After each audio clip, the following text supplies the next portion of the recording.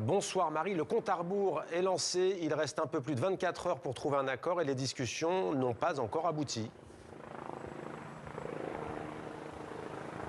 Oui, alors c'est un accord qui doit être renouvelé tous les 3 ans. C'est le premier renouvellement puisque cet accord a été trouvé en 2023 entre Emmanuel Macron et l'ex-gouvernement conservateur. En gros, le Royaume-Uni paye environ les 2 tiers des 180 millions d'euros que coûte la surveillance de la Manche chaque année.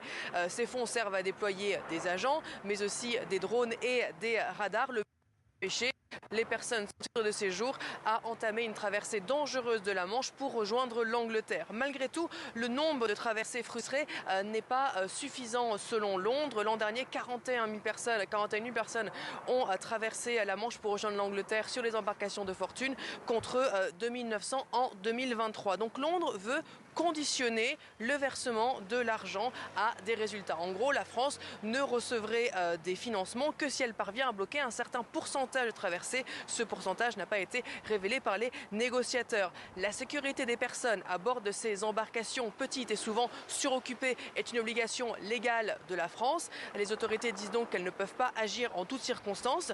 Mais Londres, elle, est surtout à l'écoute de l'opinion publique puisqu'on est à un mois d'élections locales cruciales pour la majorité travailliste et l'extrême droite fait la course en tête. Si aucun accord n'est trouvé d'ici à demain soir, la surveillance de la Manche sera largement mise en pause et les autorités britanniques craignent une augmentation des traversées significatives.